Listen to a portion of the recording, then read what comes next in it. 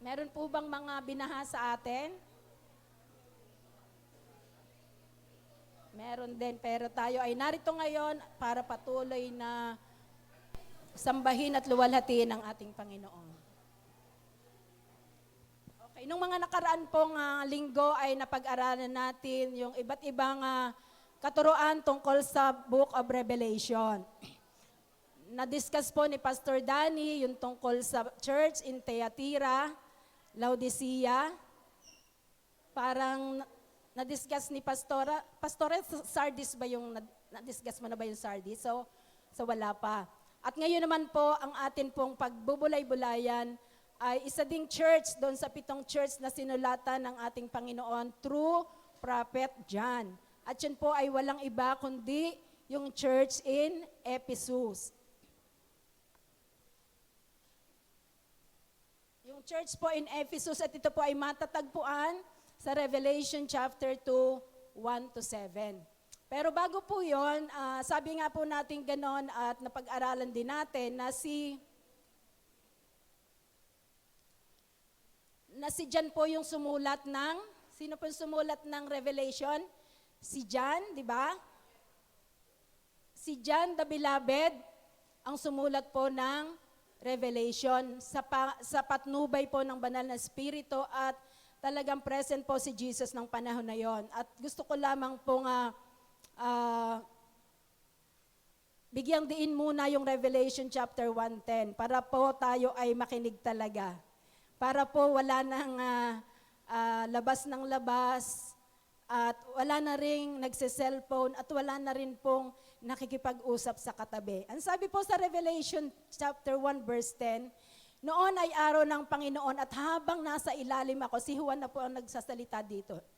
At habang nasa ilalim ako ng kapangyarihan ng Espiritu, narinig mo ko mula sa aking likuran ang isang malakas na tinig na parang tunog ng trompeta. Sabi niya, isulat mo sa aking aklat at ipadala mo ito sa 7 iglesia. Yun na nga po yung Efeso, Smyrna, Thyatira, Sardis, Philadelphia, Laodicea at Pergamo.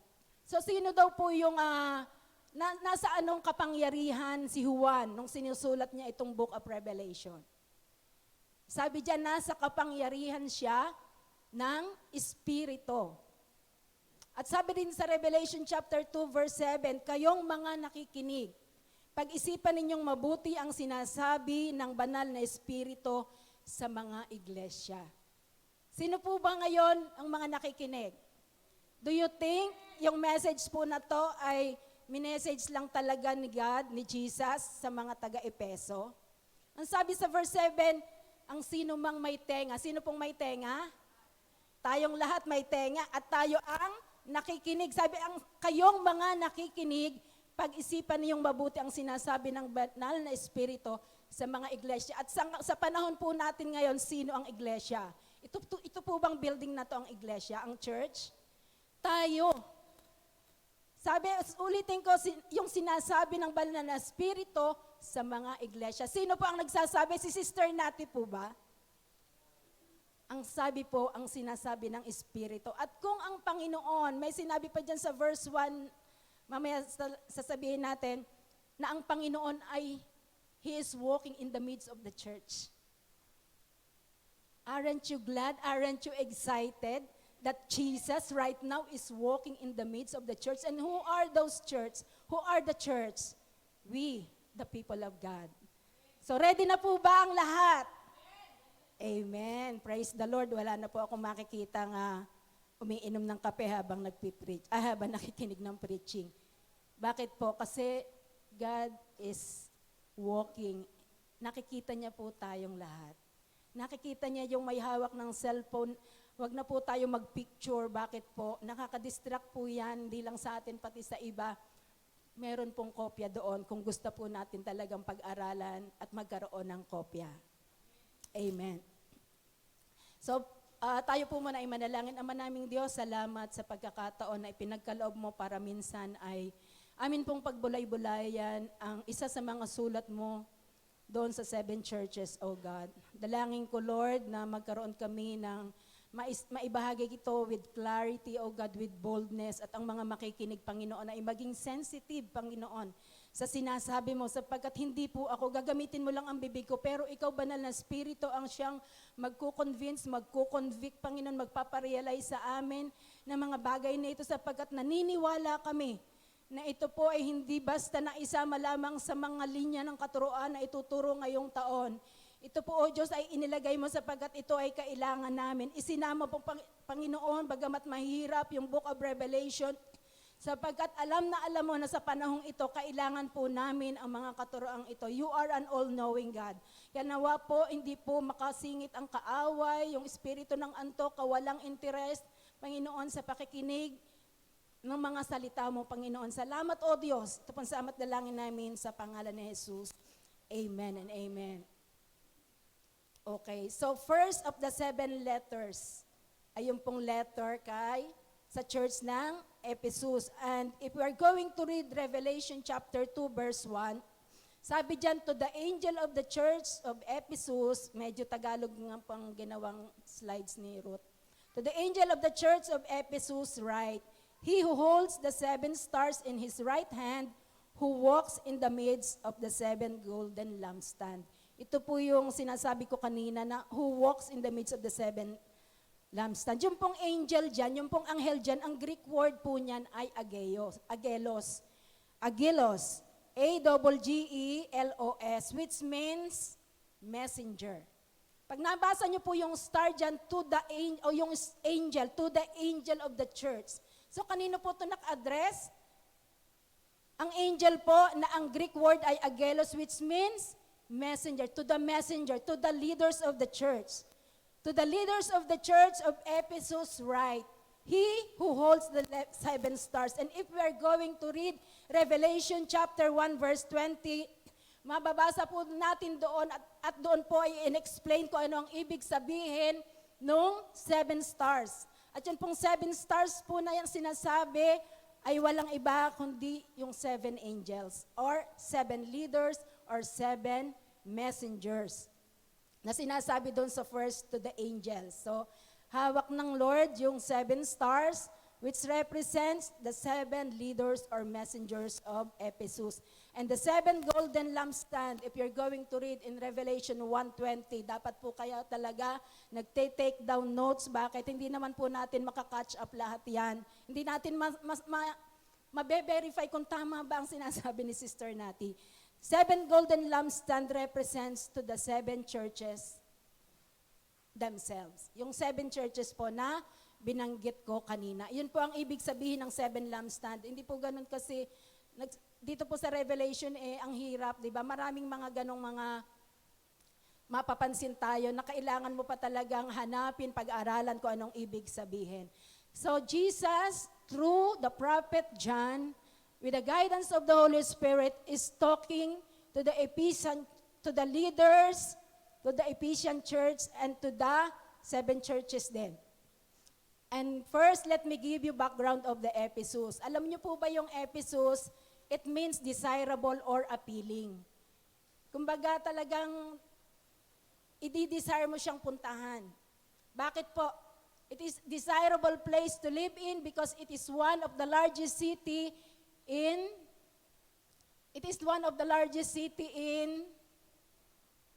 kanino nga ba? Hindi ko makabasa.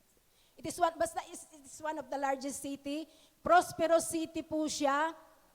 At siya po yung city na nagli-lead into leading city of the wealthy, populous Roman province of Asia.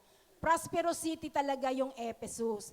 At siya po yung sentro ng mga paglalakbay ng travel and commerce. Sila po ay nag-e-export ng mga products nila sa Greece, sa Italy, ganun po ang estado ng Efeso, ng lugar ng Efeso nung panahong na yon. At ito din ang lugar na ilang beses pinuntahan ni Pablo para siya ay magkaroon ng kanyang mga missionary journey. Isa po si Pablo sa nagsimula, isa po si Pablo nga na nagsimula ng Christianity dito sa Efeso. At nabuo din nung siya ay po'y makulong dahil sa siya po ay namamahagi ng salita ng Diyos, nasulat niya po yung 3 epistle, 3 sulat para sa mga taga-Epeso. At ano po ang sinasabi niya sa mga sulat na yon? Wala po siyang, mga sinasabi niya doon ay puro papuro. They have done well, they are well-organized church, devoted sila sa kanilang faith. They had been growing, expanding, and doing the will of God. Ganito po kaayos ang buhay ng mga Ephesians. At alam niyo po ba, doon sa kanilang lugar ay may mga astrologers, may mga witchcrafts, may mga wizards, ano po yung mga mangkukulam, mga salamangkero, mga magician. Pero after the preaching of the word ni Paul, mismong mga magician po, publicly sinusunog nila yung mga books nila sa magic. Ganun po kapangyarihan ang salita ng Diyos sa pamamahagi po ni Pablo. At kung papansinin po natin dyan, sa first letter of the 7 letters ni Jesus, Jesus begins his message by saying, I know, sa verse 2. Sabi niyan, alam ko ang inyong mga gawa, ang inyong pagpapagal. Ang kinakausap niya po dito ay mga sinabi ko kanina, di ba, ng mga Ephesians. Alam ko ang inyong mga gawa, katulad din yun ng mga diniklara ni Pablo sa kanyang mga sulat. Ang iyong pagpapagal at pagtitiis. Alam ko na hindi mo kinukonsinti ang masasama, na sinubok mo ang mga magpapanggap na apostol, ngunit hindi sila totoo at natuklasan mong sila'y sinungaling. Nagsimula po ang kanyang verse 2 sa chapter 2, verse 2 na sa word na I know. Alam ko. Alam ng Diyos. Alam ng Diyos ang bawat kalalagayan ng bawat isa sa atin. Because He is an all-knowing God. Sabi doon sa ibang translation, I know your deeds, your toil, your perseverance. Bakit po kaya? Sabi sa Proverbs 15 verse 3, the eyes of the Lord is in every place. Ang mata ng Diyos na tumatagos ay laging nasa iba't ibang lugar. In Psalms 44 verse 21, He knows the secret of the heart. Meron po ba tayong tinatago sa puso natin? Yung tayo'y tipong nakasmile, pero sa kaloob-looban natin, pasa natin ang daigdig. Meron po ba tayong mga sekreto na hindi ipinapaalam sa ating asawa, hindi nasasabing problema sa ating pastor? Ano po ba yung mga sekreto ng bawat isa sa atin? The Lord knows the secret in that heart. Alam po ng Lord yung sekreto ng ating puso. And in Hebrews 4:13, nothing in all creation is hidden from God's sight. Wala daw po sa buong nilikha niya ang natatago sa kanyang paningin. Kahit yung maliit na langgam, kahit yung mga buhok natin, di ba, yun ang madalas na nagagamit, pero ang daming langgam, ang daming mga kung ano-ano dyan. Wala po sa lahat ng creation na yan ang natatago sa paningin ng Panginoon. Everything is uncovered and laid bare before the eyes of Him to whom we must give account. Ulitin ko po, to whom we must give account. Kanina po, pagdating ko, hindi naman po ako masyadong maaga, pero nalulungkot ako kasi, pero kahit nalulungkot ako, kasi 10 o'clock na, hindi pa makapagsimula ang worship team. Kasi iilan-ilan pa lang po yung laman. Sabi ko na lang sa sarili ko, hindi bale, puno din yan mamaya. Darating naman talaga sila. Darating sila sa worship service. But, ang sabi nga dito, to whom we will give account. Alam naman ng Lord kung bakit tayo nalilate. Dati kasi 9:30 ang ating service, dahil maraming nalilate, in-adjust natin sa 10. Para ngayon, Pastora, kailangan natin i-adjust ulit sa 10:30. Gusto niyo po ba i-adjust sa 10:30? Sabi ni Angel, amen. So what He is saying, ano po ang sinasabi ng Panginoon dito? Alam niya. At sila ay mga very good workers. Ang mga Ephesians po ay mga very good workers. They are faithful in their ministry. Nag-i-evangelize sila, nagpe-prayer meeting din sila, nag-a-attend din sila ng cell group. Ano po bang ibig sabihin ng faithful? Alam niyo na pag-alaman ko, yung parang faithful, sabi kasi they are faithful in their ministry. Na kahit po sila ay napapalibutan ng mga immoralidad, yung pong mga pagans belief, alam niyo po ba yung mga pagans belief, yung mga false teachers naglipana doon sa kanilang lugar pero hindi po sila natitinag. They are faithful in their ministry. At pag sinabi pong faithful, hindi lang po basta matapat, ito po yung mga tao na dependable, reliable, unwavering, they are dedicated. Ganyan po katindi yung mga Ephesian church nung panahon na yon.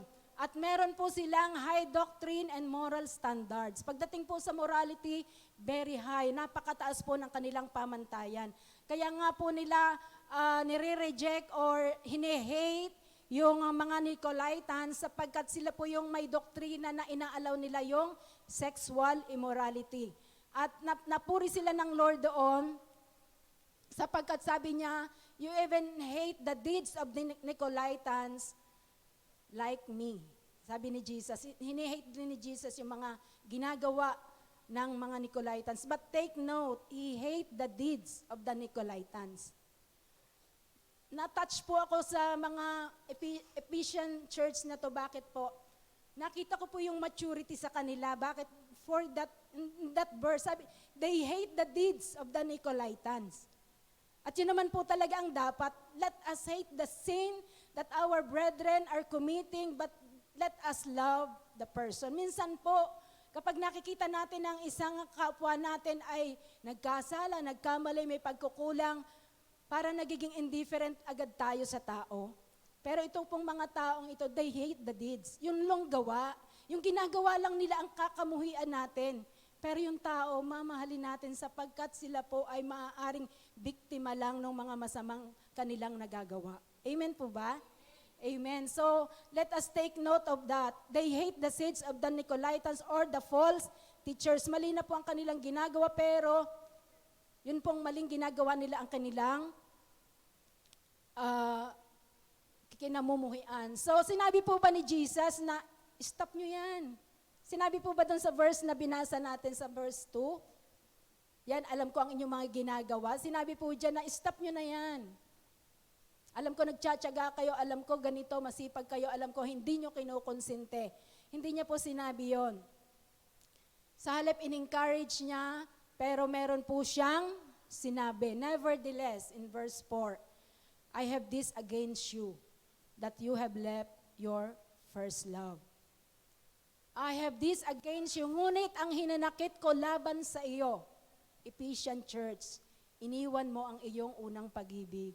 Sipin nyo, ganun na nga kaayos yung pinapakita nilang buhay, ganun sila kasipag, ganun sila gumagawa ng mga gawa ng Diyos, pero meron pa rin hinanakit ang Diyos sa kanila, iniwan mo ang iyong unang pag-ibig.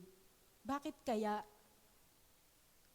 Bakit kaya nasabi pa yun ng Panginoon? Sapagkat nakikita niya ang kaibuturan ng puso ng bawat isa sa atin. Maaaring nagsisimba tayo, maaaring tumutugtog tayo, ano kaya yung buhay natin sa labas? And only God can see it.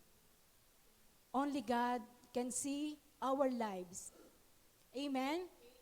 Wala po tayong maitatago katulad ng sinabi kanina. Their love to God has grown cold. Ang kanila daw pong pag-ibig sa Diyos, imagine yung sa ganong mga ginagawa na nila na binanggit natin kanina, pero ang sinasabi ng Diyos, kay Juan, sabihin mo to, isulat mo ito, ang kanilang pag-ibig sa akin ay nanlamig na. They are doing all those things out of obligation. Dahil leader ako ng cell group dahil pastor ako dahil ako ay chairman ng prayer meeting, ako ay chairman ng women's. Ginagawa ko ang mga bagay na to, pero yung puso pala natin, ang tingin ng Lord, malayo na sa Kanya, nanlalamig na. Di ginagawa lang pala natin ang mga bagay na yan out of our obligation. Kasi Christian ako kailangan ko magsimba tuwing linggo. Kasi Kristiyano ako. Pero tingnan po natin ang mga susunod na sabi po sa 1 Corinthians 6:14, do everything in love. Dapat po ang lahat ng bagay na ginagawa natin is out of love.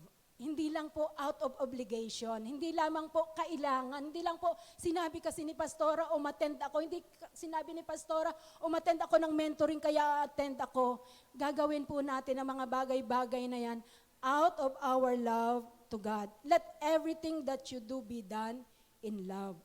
At sabi din ni Paul, sabi po ni Paul sa 1 Corinthians 13, di ba? If I have not love, anong kasunod? I am nothing. Kung wala yung pag-ibig na yan sa puso natin, habang ginagawa natin yung mga bagay-bagay, wala rin po. Hindi rin po siya counted. Yan yung tinatawag na idinadarang sa apoy na nasusunog lang. Nawawala dan. Ano po ba yung greatest commandment sabi sa Matthew chapter 22? Let us love the Lord your God with all your heart, soul, and mind. Mahalin daw po natin ang Diyos sa anong paraan? To love God means that you also love God's people. Kailangan po mahal din natin ang kapwa natin.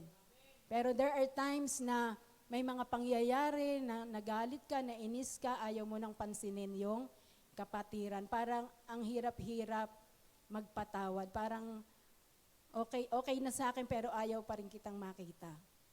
So if we love God, we will love also God's people.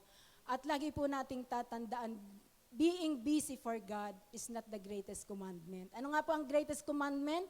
Love God, love the Lord your God with all your heart, soul, and mind. And being busy for God is not the greatest commandment. God save us, God love us, not only to go to church, not only to attend prayer meeting, not only to ano pang mga activities natin, not only to handle cell groups, God love us and save us for us to love Him in return. Dapat po ang motivation natin in doing all of those activities is because we love God. Hindi po kung ano-ano pang mga dahilan. Hindi lang po for self-gratification. Minsan po, hindi natin maiwasan na natutuwa tayo na, wow, very successful ang praise and worship, tuwan-tuwa ka. Ano kaya ang ibig sabihin ng katuwaan na yun? Dahil nakapag-perform ka ba ng maganda, maayos, or dahil nadulutan natin ang kaligayahan ng Lord because of our love to God. Ginagawa mo yung mga bagay-bagay kasi nasisiyahan ka, masaya ka sa ginagawa mo. Pero wala po. Alam po ng Lord, di ba? Bakit nga yung mga Ephesian Church, ginagawa na nga lahat na ng kasipagan, nag-evangelize sila, bakit nasabihan pa rin?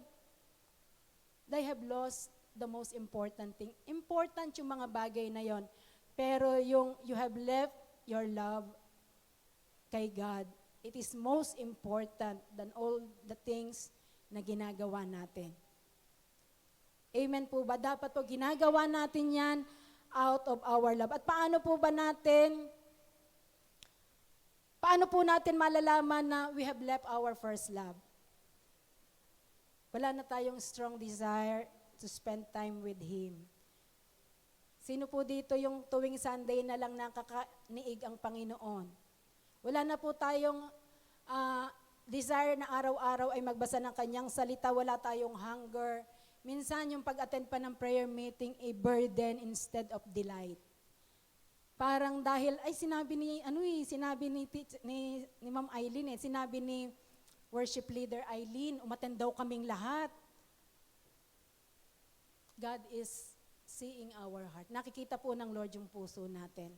At kapag daw pala, nag-stop na tayong mag-share ng ginagawa na maganda sa atin ng Diyos sa buhay natin. We stop evangelizing, we stop sharing what the Lord is doing in our lives. Hindi po talaga natin mahal ang Panginoon. Because it is one of His purpose in us. Yung tayo po ay maging instrument niya para po sa pagbabahagi, pagpapakilala sa tao sa Kanya. Amen. So yun po yung sa verse 4. Dumako naman po tayo sa verse 5. Anong sabi dyan? Alalahanin mo kung saan ka bumagsak. Magsisi ka at gawin mong muli ang mga ginawa mo noong una. Kung hindi ka magsisisi, darating ako at aalisin ko sa ang iyong ilawan sa kinalalagyan nito. Ulitin ko, sino po ba ulit nagsasalita? Si John, sa kapangyarihan ng Santong Espiritu. Si Jesus ang pinanggagalingan ng mga sinasalita ni John. Di ba, nabasa na natin kanina. Ano po yung kinukuman sa atin ngayon? Alalahanin. Let us remember, let us recall, let us consider kung ano ba ang naging kadahilanan, bakit tayo nanlalamig sa Panginoon. Aminin man natin o hindi, meron at merong nanlalamig dito sa Panginoon. Hindi na po patataasin ng kamay. Ikaw at ang Diyos lang ang nakakaalam kung bakit ito ay minimensahe sa atin ngayon. Alalahanin natin, ano ba ang nagpabisi sa atin? Ano ba ang naging dahilan bakit tayo ay sinasabihan ng Lord na nanlalamig, na iniwan na natin yung ating first love. Alam nyo, kahit ako, hindi po ako exempted dito eh. Ako po ay dumaan din sa ganyang proseso, alalahanin, magsisi, at gawin. Kasi naalaala ko po nung kababago-bago ko palang Kristiyano, galing kami doon sa Arroyo High School, kasama ko isa kang kaibigan. Intentionally, maghihiwalay kami ng upuan, magkatapatan kami, at kwentuhan kami ng kwentuhan ng malakas. Malakas ang kwentuhan namin na situate na naririnig po ng mga katabi natin. At ang pinagkukwentahan po namin ay yung inattend namin na salvation, inattend namin seminar, nagdi-discussion kami, at tuwan-tuwa ang puso namin bakit in that way, alam namin na nakapagbabahagi kami ng salita ng Diyos. Noon pong unang panahon na nakakilala ko sa Lord, kukuha lang po kami ng pangalan sa attendance sheet. Sa attendance sheet ng church, kukuha lang po kami ng pangalan doon at pupuntahan po namin ang mga bahay-bahay, magpapakilala kami at sila po ay aming ifa-follow up. Sila po ay aming ipagpe-pray. Sila po ay aming sharean. Pero as time goes by, kaya sabi ko, isa po ako sa sinabihan niya ng Panginoon, pawala na po ng pawala yung ganong klase ng pagmamahal sa Diyos. Na ginagawa mo yon para lumaganap ang Kristyanismo, para dumami ang mga nakakakilala sa Lord. So let us recall. Sabi nga, God is walking in the midst of the church. Let us recall, let us remember yung mga bagay na nagpapahina sa atin. And repent, magsisi po. Sabi diyan, mag-repent and do. Isang command pa is mag-repent. Pag sinabi pang mag-repent, ito po yung pagbabago ng isip. Change one's mind or purpose.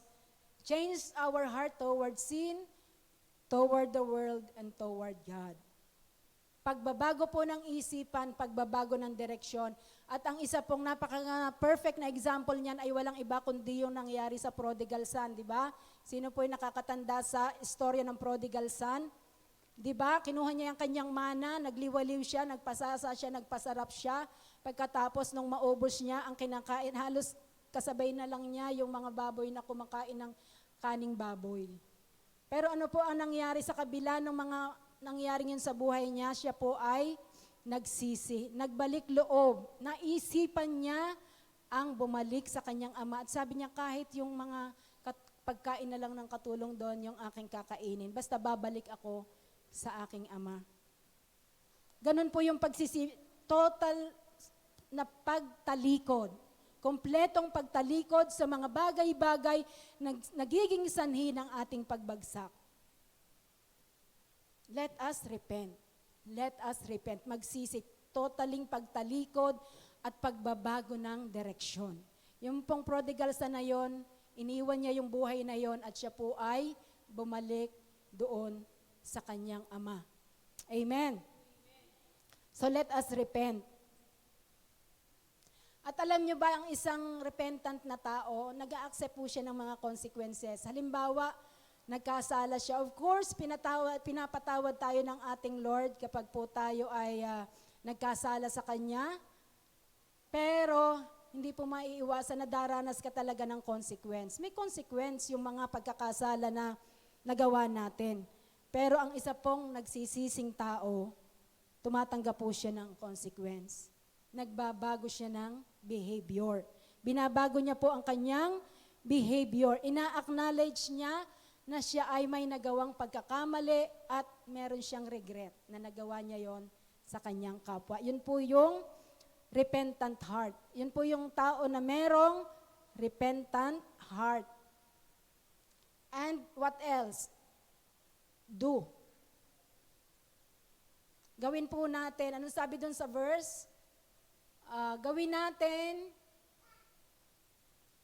muli ang mga ginawa mo noong una. Inulit na naman po ng Diyos yung word na pagsisisi. Kung hindi ka magsisisi, darating ako at aalisin ko ang iyong ilawan sa kinilalagyan mo. Alam niyo po yung lampstand sa verse na yan, it symbolizes the presence of God. Baka hindi po tayo aware, hindi lang po natin alam.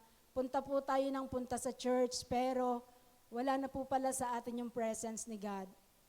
Na-burden po ako dun sa sinabi ng isang kapatid natin. Sabi niya ganon, nandun siya sa lupon. Nandun siya sa lupon ng mga anak ng Diyos. Nagwo-worship, nagsa-service, pero hindi niya na maramdaman. Ang gusto niya, umalis na lang. Hindi na niya maramdaman ang presensya ng Diyos. Di po ba napakasaklap na karanasan yun? Yung nasa worship service ka pero hindi mo alam because sa katigasan ng ulo, ayaw nating mag-repent, ayaw nating manumbalik sa Panginoon. Inalis na pala ng Lord sa atin yung sinasabi niya yan, na ilawan, yung lampstand, which means the presence of God. Na yun palang ginagawa natin ay pawang mga routine na lang. Hindi na pala siya nakakarating doon sa ating Panginoon. So ulitin ko po kanina, God's greatest commandment for us is to love Him and to love others. Hindi lang po para pumunta sa church, mag-pray, mag-give ng tithes, mag-worship. Katulad nila, ginagawa nilang lahat yun ng Ephesian Church, di ba? But God has one thing against them. And that is, they have left their first love. They have left their first love. At pag sinabi naman pong sin, sabi sa verse 6 kasi, di ba? But this you have, that you hate the deeds. Yan sabi sa Tagalog, ngunit ito naman ang kalamangan mo, sabi ni Jesus doon sa taga-Epeso. Kinapopuotan mo ang ginagawa ng mga Nicolaita na kinapopuotan ko rin. Hate the deeds and love the person. Yun daw po ang kalamangan nila. At pag pinag-usapan po yung sin, ang sabi po sa James 4:17, sin is knowing to do good but not doing it. Ganyan lang po kasimple ang kasalanan ngayon. Yun pong kasalanan ng unang panahon, yung papatay ka, yung ikaw ay mangangalunya, yung mga bagay na yun ang kasalanan ng unang panahon. But sin in our times, in this time, is just knowing to do good and not doing it. Magandang bagay po ba yung dumating sa church ahead of time? Amen, napakaganda nun. Alam natin yun. But we do not know that we are committing sin. Sapagkat alam natin na tama yun, maganda yun, pero anong sabi sa verse ng James 4:17? Hindi natin ginagawa. Kaya naman, di ba? Kaya, pero siguro kailangan talaga munang ma-rebuke tayo ni Lord. Amen. If we love God, we will be excited every Sunday. We'll be excited doing the things that God wants us to do. At ano po yung reward? Meron naman pong reward, di ba? Sabi sa verse 7, another thing pala dun sa sin sa Romans 14:23, sin is anything that is not of faith, not trusting in God. Halimbawa, nawalan ka ng panggastos, tapos hindi ka nagtiwala sa Diyos, nawalan ka ng pananampalataya, yun po pala sa harap ng Diyos ay kasalanan na. Yan po ay sabi sa Romans 4:23. Hindi po ako nagsabi niyan. Sa Romans 4:23, yan po ang sinasabi. Sin is anything that is not of faith. Yun pong walang pananampalataya at walang pagtitiwala sa Diyos. Kaya kahit mawala na ang lahat, basta nandyan lang si Lord, di ba? There is nothing like the presence of God. Kahit pumaranasan pa natin, mahiga pa tayo sa napakaraming pera. Kasi yun ang pinagsusumikapan ng napakaraming tao ngayon eh. Yung napakaraming pera para magkaroon ng maraming pera, magkaroon ng malaking bahay, mga material na bagay, makapag-travel sa iba't ibang mga bansa. Naranasan ko rin po kasi yan, do Asia lang. Marami pang mga bansa din yung napuntahan ko sa Asia. Minsan benefits lang ng aking sideline na negosyo, ganon. At sa lahat po ng nararanasan ko doon, masarap na pagkain, magandang tanawin, magagandang lugar na napuntahan, wala po akong masabi kundi there is nothing like the presence of God. Kahit po wala na yung mga bagay na yon, basta tayo ay nasa presensya at hindi mawawala sa presensya ng Panginoon, we have everything. And if we become faithful to God, He is much more faithful to us. Amen po ba? Hindi po pwedeng mangutang sa atin ang Panginoon. At nakikita niya yung ginagawa. Hindi man tayo makikita ng pastor, hindi man tayo ma-appreciate ng mga tao na gusto nating maka-appreciate sa atin. Nakikita tayo ng Lord eh. Siya ang napakagandang audience ng buhay natin, ng bawat ginagawa natin. At siya yung dapat ginogol natin na lagi nating mapasmile. Amen po ba? Lagi nating mapasmile. Huwag nating mapasimangot, kundi lagi nating mapasmile. Kasi hindi naman po basta-basta lang yung itinubos niya sa ating mga buhay para tayo ay magkaroon ng kaligtasan. Isipin nyo, very fresh pa sa mind natin, sa isip natin, yung Passion of the Christ, yung pong EGR natin, di ba? Na sa bawat hagupit na ganon, may nadadalang laman pabalik, hanggang sa halos buto na lang ang matira sa ating Panginoon. Ganon po kahalaga, ganoon kamahal ang ipinangtubos ng Diyos sa buhay na ito na meron tayo. Sa buhay na ito na nabubuhay tayo ng maayos kasama ang Panginoon. So, ano po ang reward? Sabi sa verse 7, He who has an ear, let him hear what the Spirit says to the church, to him who overcomes. To him who overcomes. Maring tayo ay nahihirapan din sa mga kalalagayan natin ngayon. Sa mga napag-usapan natin kanina, maring nakaka-relate tayo, nakaka-identify tayo, at tayo ay nahihirapan. But to him who overcomes, I will give to eat from the tree of life, which is in the midst of the paradise of God. Meron po siyang blessing, the tree of life. Ito pong tree of life na to ay nabanggit doon sa Garden of Eden sa Genesis chapter 2 verse 9. At ito po ay na-mention ulit sa Revelation chapter 22 na yung paradise here is used as the synonym for heaven. Tayo po na makaka-overcome. Masyado lang po akong naano doon na kahit pala anong gawin natin, kung wala talaga yung pag-ibig sa Diyos, wala din pala, we are nothing. If we do not have love, we are nothing. Magagawa natin ang lahat ng pagpapanggap na meron tayo, pero we are nothing sapagkat nakikita ng Lord ang puso natin. At ano po yung promise niya? Yung eternal life, yung heaven, yung paradise. Amen. Gusto po ba nating marating yon? Amen. At sabing ganon, even here on earth, we can live the glimpse of heaven. Amen po ba? Sapagkat kasama po natin lagi ang ating Panginoon.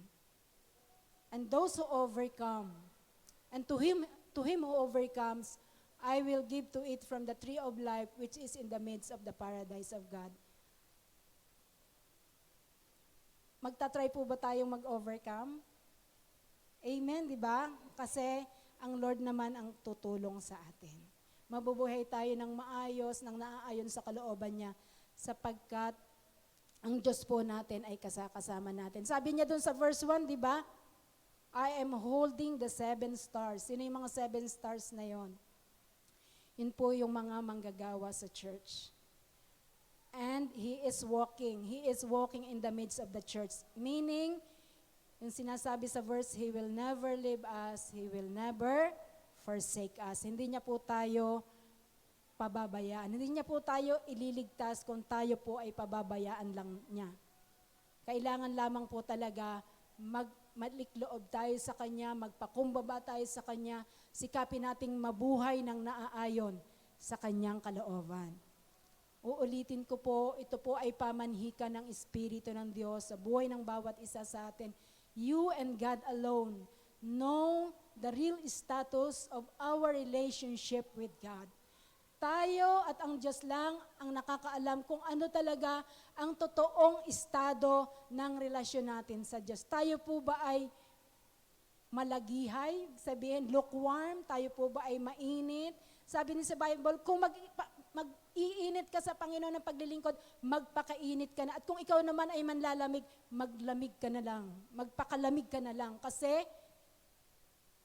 isusuka din ng Lord kung ikaw ay lukewarm. Kung hindi ka malamig, hindi ka rin mainit, hindi rin yun katanggap-tanggap sa Panginoon. Amen po ba?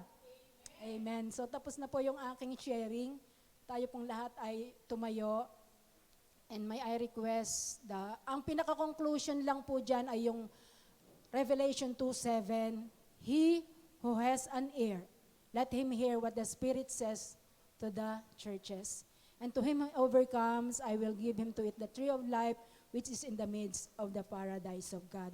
Aawit po tayo ng isang awit na nagpapaalaala sa atin ng ating mga pinag-aralan na ang Diyos ay narito sa ating kalagitnaan.